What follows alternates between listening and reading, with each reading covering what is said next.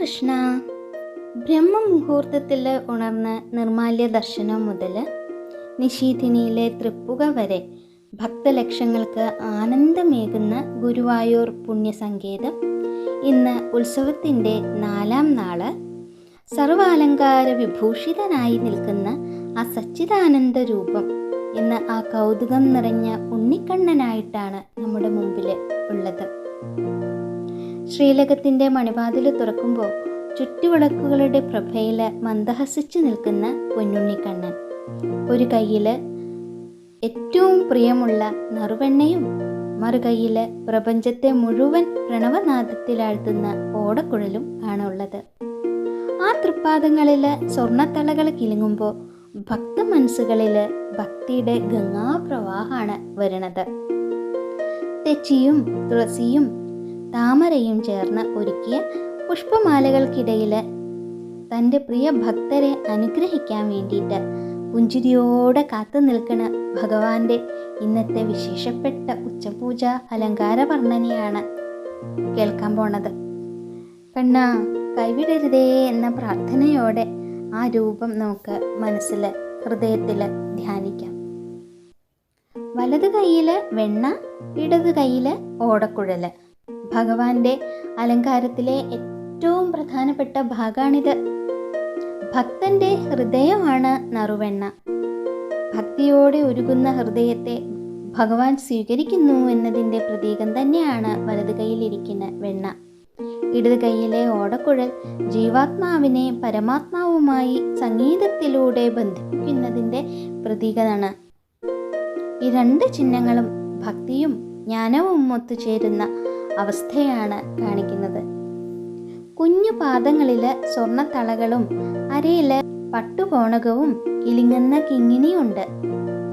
ഭഗവാൻ സച്ചിദാനന്ദമൂർത്തിയാണെങ്കിലും ഭക്തർക്കു മുമ്പിൽ വാത്സല്യം തുളുമ്പുന്ന ഉണ്ണിയായിട്ട് മാറുകയാണ്. ആ തളകളുടെ കിലുക്കം ഭക്തന്റെ ഹൃദയത്തിലെ അജ്ഞാനമാകുന്ന നിശബ്ദതയെ ഭേദിക്കുന്ന അനാഹതനാദമാണ്. സ്വർണ്ണത്തളകൾ പ്രപഞ്ചത്തിലെ ഐശ്വര്യത്തിൻ്റെ പ്രഭാവത്തെയാണ് സൂചിപ്പിക്കുന്നത്. നെറ്റിയിൽ തിളങ്ങുന്ന സ്വർണ്ണഗോപിയും കഴുത്തിൽ മനോഹരമായ കാശുമാലയും ഭഗവാൻ അണിഞ്ഞിട്ടുണ്ട്. നെറ്റിയിലെ സ്വർണ്ണഗോപി ആജ്ഞാചക്രത്തിലെ ഉണർവിനെ, അതായത് ജ്ഞാനോദയത്തിനെയാണ് കാണിക്കുന്നത്. ഭഗവാന്റെ തിരുമുഖത്തുള്ള മന്ദഹാസം ഭക്തരുടെ ദുഃഖങ്ങളെ ഹരിക്കുന്ന ഔഷധമാണ്. തിരുമുടിയിലെ വെളുത്ത പൂക്കളും താമരയും ചേർന്ന മാലകളും കഴുത്തിൽ നിന്ന് തൃപ്പാദം വരെ നീളുന്ന ചുവന്ന തെച്ചിപ്പൂമാലയും തുളസിമാലയുമാണുള്ളത്. ചുവന്ന തെച്ചിപ്പൂക്കള് രാജസഭാവത്തെയും, അതായത് ശക്തിയെയാണ്. തുളസി സാത്വിക ഭാവത്തെയും, അതായത് ഭക്തി, ഈ രണ്ട് ഭാവത്തെയാണ്, ശക്തിയും ഭക്തിയുമാണ് കാണിക്കുന്നത് രണ്ട് മാലകൾ. ഭഗവാന്റെ കിരീടത്തിനു മുകളിലുള്ള താമരമാല നിർമ്മമതയുടെയും പരമമായ ശുദ്ധിയുടെയും പ്രതീകമാണ്. തൃപ്പാദം വരെ നീളുന്ന മാലകൾ ഭഗവാൻ പ്രകൃതിയുടെ സർവ്വ ചൈതന്യത്തെയും തന്നിലേക്ക് ആവാഹിച്ചിരിക്കുന്നു എന്ന് സൂചിപ്പിക്കുകയാണ്.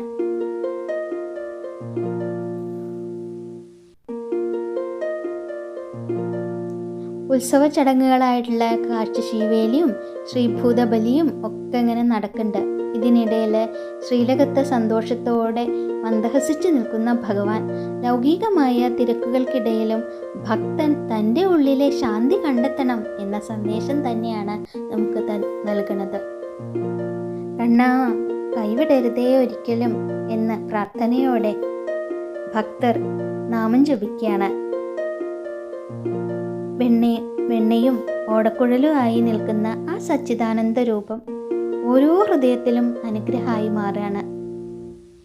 നമുക്കെല്ലാവർക്കും ഒരുമിച്ച് ഉറക്കെ നാമം ജപിക്കാം.